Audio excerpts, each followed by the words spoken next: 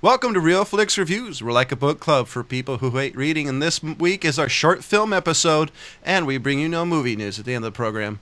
Today we have Jonathan Charney, James Stevens, and the freak in the little box, Ryan Preston. As we said in the opening, we're doing short films. Roughly most of the short films that I've seen on the internet are, what, 1 to 45 minutes? Yeah, somewhere around there. Yeah, hopefully under 45 minutes. Yeah. And the reason why we wanted to do short films is there's so many tremendous short films by people we hope that'll direct in the future that we figured we'd highlight some of our favorite ones we've seen throughout the last year. So, Ryan, what's yours? Okay.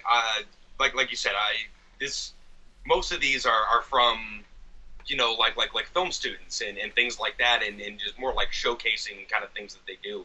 And nowadays you have so many resources to be able to do things. I mean, back in the day it was just, let's get this short sort of one-act story out, and a lot of those were really great because you're throwing a lot of information at people at once. But nowadays the amount of information that they can put towards you just with the technology is great. The one I picked is called Sight. It was made in 2012 by a group of Israeli film students from the Bezalel Academy of Arts, and it's a short about a futuristic kind of film about augmented reality and gamification, sort of in a way where it's just kind of showcasing like what would happen in this semi-futuristic setting where you have a computer that's essentially a contact lens. Yeah, Google Glass. Google Glass. So was it a contact or was it actually the eye? It was a contact. Oh, okay. It was it's like little contact computers, or I don't know if it was an implant. Well, they really didn't go into it, but it basically just showed Google Glass and then compact it and put it over your eye. Right, and while showing this guy's sort of setup for like this date that he was about to go on, and sort of these other little things that he was doing, these little games that he was playing, it kind of just brought you in, like dumped you right in the middle of sort of what this technology has brought us to. Yeah, and I think that's really what it was generally about, was just sort of monkey's paw kind of story. Be careful what you wish for is semi thing. I sort of got that sense of like, oh wow, this is where technology's going. It might not be the singularity, but it might be something like this,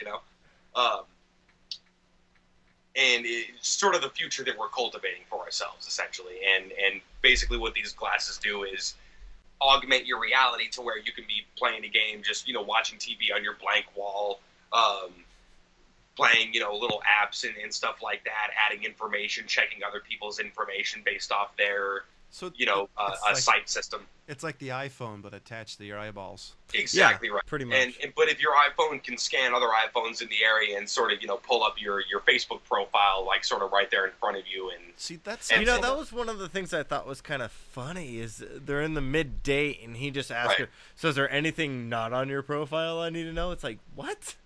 Right. Yeah, exactly. And sort of we get to know people through profiles. Everybody's posting everything about themselves at any given moment in this future, which is not as far off from where it is now. People can't walk and talk on the phone at the same time. I can't imagine trying to do what they did in this short film. Yeah. Right. Yeah, absolutely. I mean, just how many people would be hit by a car while they're playing, skydiving games. Yeah.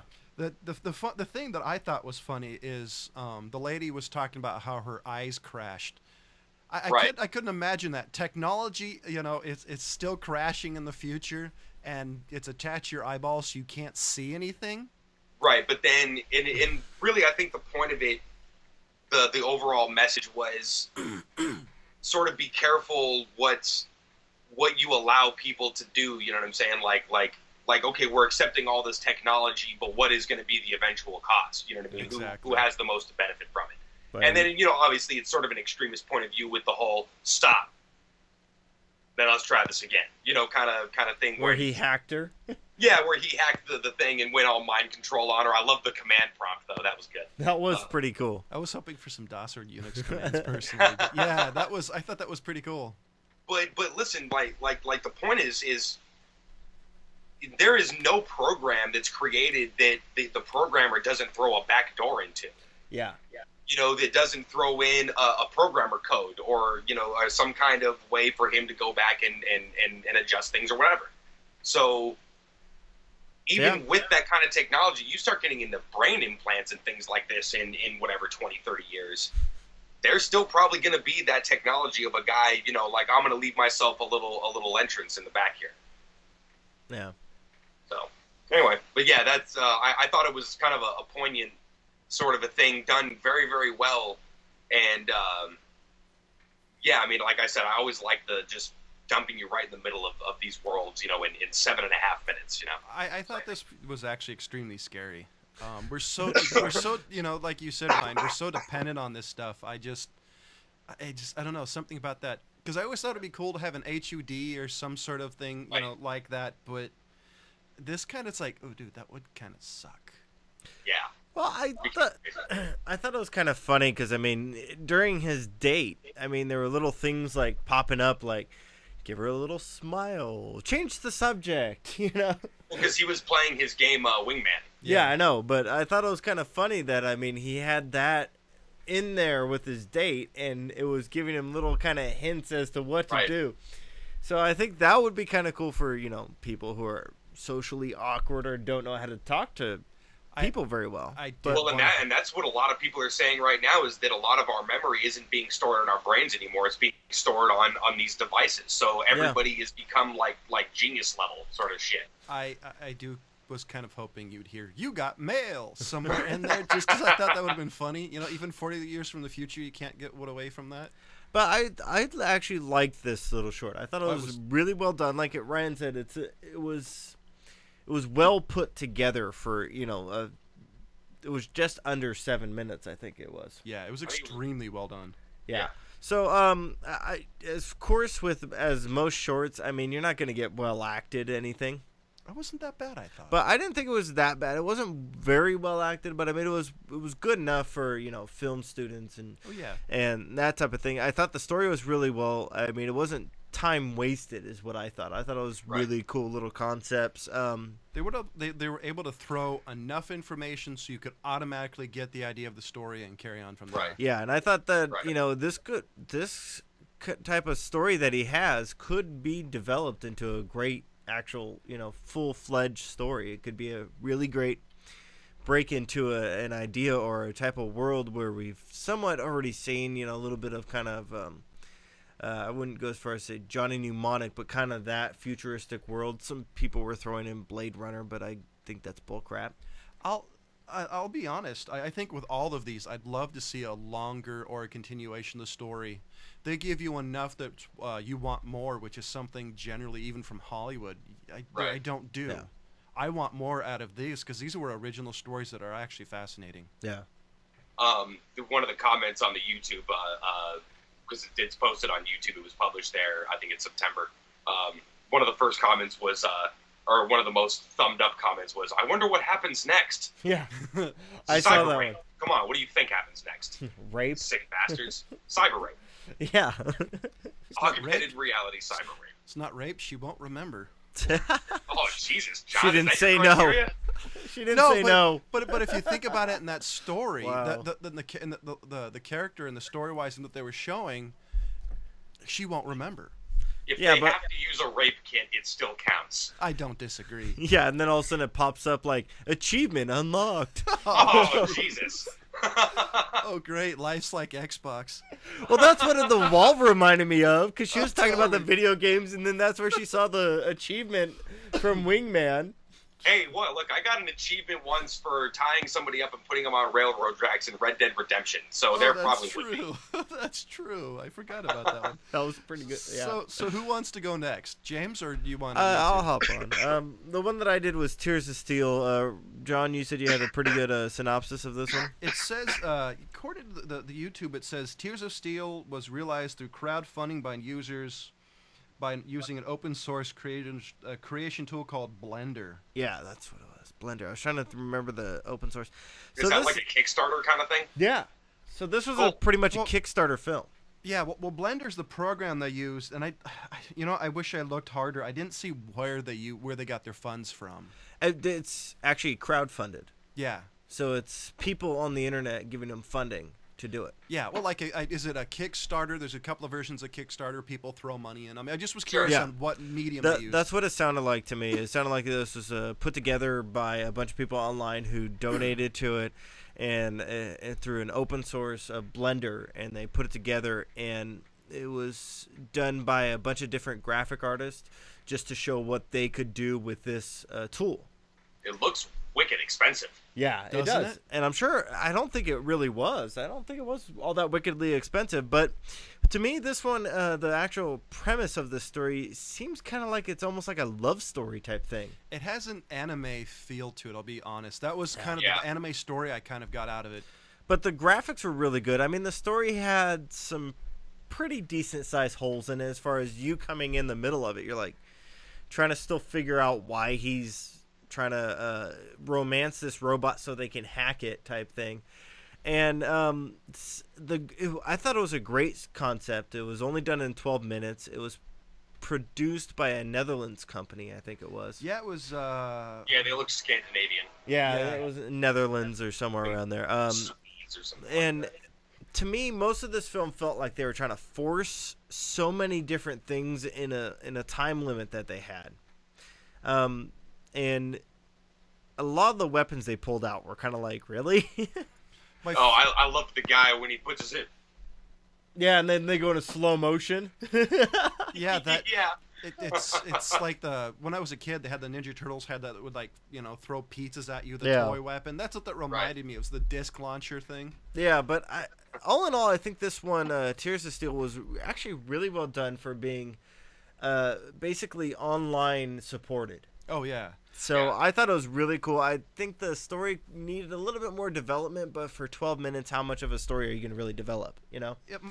Oh, sorry. And my guy did some amazing shit in 6, so what's up? Well... You didn't do a thing. Yeah, whatever. What are you talking about? Lazy bastard. But the story they were trying to tell was obviously some type of romance between this old guy and this robot.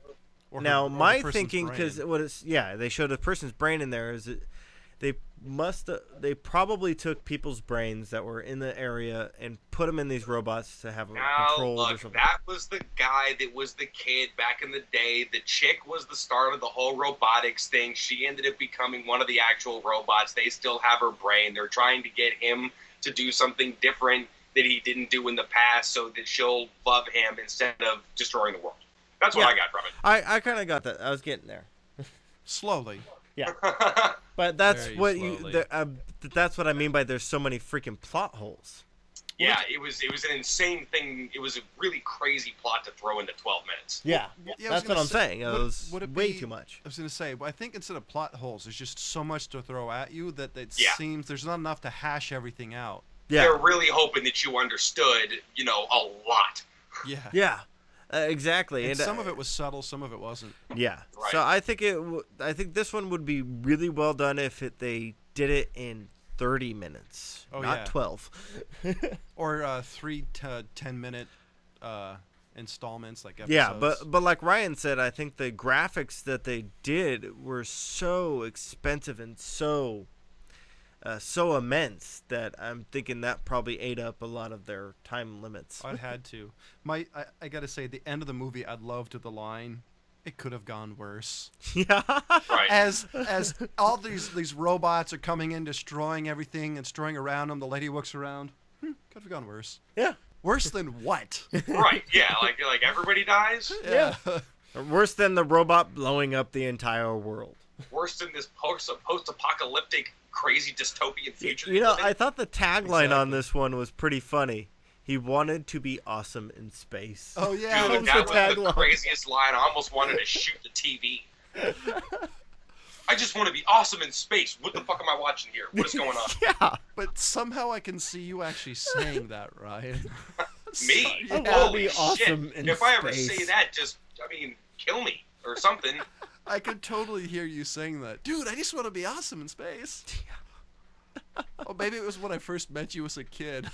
Oh, man. You know what? Speaking of me as a kid, I just got my new driver's license, man. I just compared the two pictures of the 10 years in between. Wow. It's I was gonna say the couple other things I say is like the other one. I want to know more, and like everybody else said, the color choices, the visuals, everything is actually really well thought out. I just wish they thinned down the story a tad. Tad. Really. Yeah, and the gun thing with the switch was another one. It's like, seriously? Yeah, I thought that was interesting. It was the one. It's like, okay, you just stole a toggle switch. What exactly does it do? Maybe that was the safety. That's that made a floating platform turn on. That apparently. Oh yeah, well, was that controlling the That's was that a decoy platform? Yeah. That's I think so. It's like apparently when it wasn't lit up, that none of the robots could see it, even though it was floating above their heads. It's the size of a friggin' dirigible. I thought his juice box was kind of cute. Yeah, that was Dude, cool. and that's what I was thinking, dude. In the future, we still haven't figured out better technology than a juice box. Even fucking hippies had Boda bags back in the day. And juice boxes. That's the best. What did it say on it? I don't know. I didn't look at it. I was too really close. hanging. It was either I was really hoping it was going to say Tang. You're right. Oh. But I bet you that was a dare. Watch this. I'm gonna drink a juice box in the midst of this. Totally. No, that was purposely placed there, like that. They're still using Advertisement. juice boxes. Or it's just a really old juice box. Yeah, that's what I was thinking too. Like in the dystopian future, they're just scavenging for things they can find, and a juice box happened to be it. Exactly. The true the short I picked was one called True Skin, and this one's synopsis was a sci-fi short in the not so distant future where augmentation is the way of life. For K, still a natural augmentation will help him keep pace in this now hyper-paced world. However, after acquiring an off-market prototype, K quickly finds himself fighting not only for his own humanity, but something much larger, which, by the way, describes the entire 12 minutes this movie is. Yeah. I don't think it's 12 minutes. It's pretty short.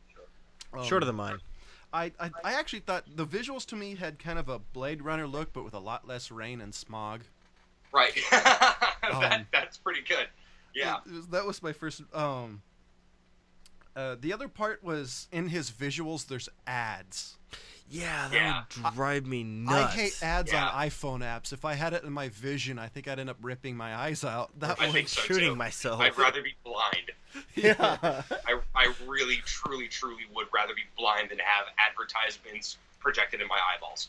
Yeah. I actually loved everything about this. This is the one that I really want to see more of. Like, from the fact that people were walking around with really weird, like, face visuals.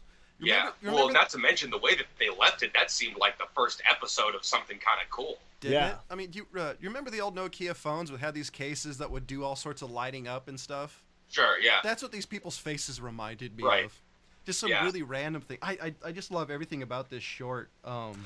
This one, if you read the comments, a lot of people like compare it to Blade Runner, Total Recall. They just list all these Total films. Recall? Seriously? Yeah, with well, push the button, will download you into another body, another you. That's not kinda really. thin. It's more like downloading a memory. Those people are retarded. Yeah, It's kind of thin. I kind of agree with you on that one, but there was a lot of things in there as far as like that just were kind of ripoffs from a bunch of different things. A lot from anime, from what I could see. Well, sort of. I mean, Parasite it seemed to be dolls. sort of an adaptation of just, I mean, out of how many future things have been done? There's, nothing really new under the sun, even when it comes to sci-fi. But I thought this was really well placed because they just had a bunch of random things thrown together that I thought were really well done. I did too. I thought the cinematography was really great. I thought the graphics were really cool. The color scheme I thought was really well done. I like you said, in comparison to Blade Runner, I like this better. It looks like they kind of took a lens off of the thing Blade that I Runner. thought, the one thing I thought was interesting that I don't this one actually had kind of layers. If you actually watched it, it actually showed a bunch of naturals that I was actually part of talking about it. They showed non-augmented humans, and they weren't doing well, and this was happening.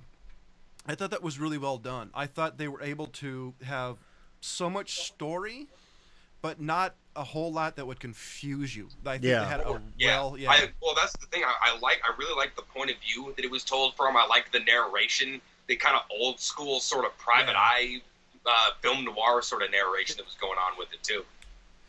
I really want to see what happened after, like, you know, he downloaded his consciousness. Well, right. Now that's what I said. Like, seemed like a first episode of something kind of cool. No, I agree. As far as I'm concerned, this world would be a little scary. Oh, hardcore. Especially since the fact that, I mean, I think it would suck like hell to be tracked like that.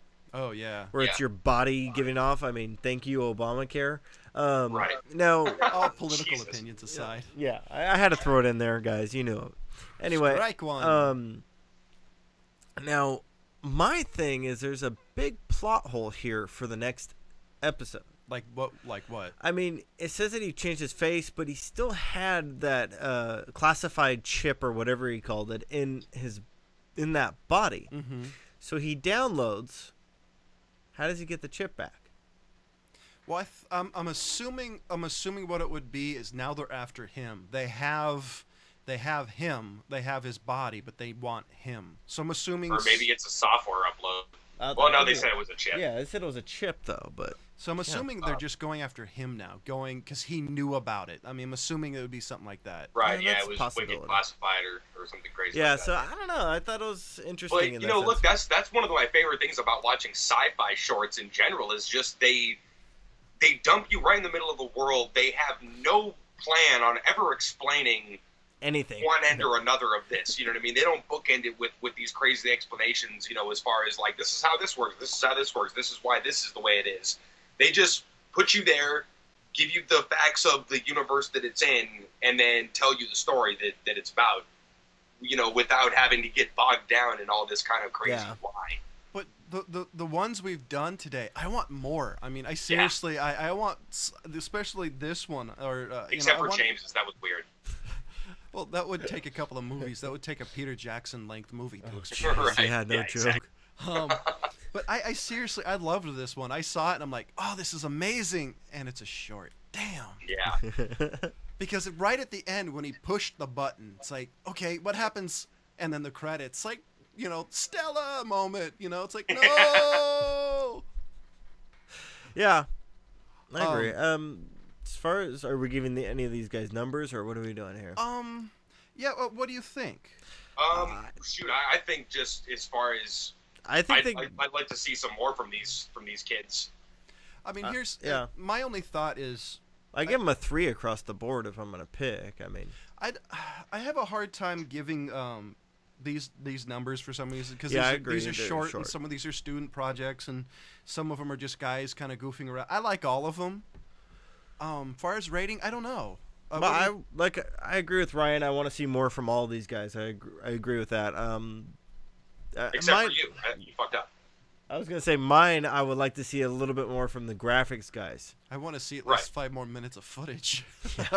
Right. Yeah. So what do you think, Ryan? Do you think it's we should rate it? I think it's kind of a bizarre to throw just numbers on these. If I did, yeah, it's like an average rating across the board, but I think the reason that we did this is just there's so many short films out there that are made by many different people in many different fields, graphic designers or just aspiring filmmakers. They don't take up too much of your time, people. Go and watch a few, you know, shorts, some good stories. It doesn't have to be all cats playing with yarn on YouTube. So instead of a rating, you know, then we should see must see. Yeah, let's see more. Well, let's just put this out. I mean, Ryan picked for the audience members out there. Ryan picked Sight. Mm-hmm. I picked Tears of Steel, and John picked True Skin.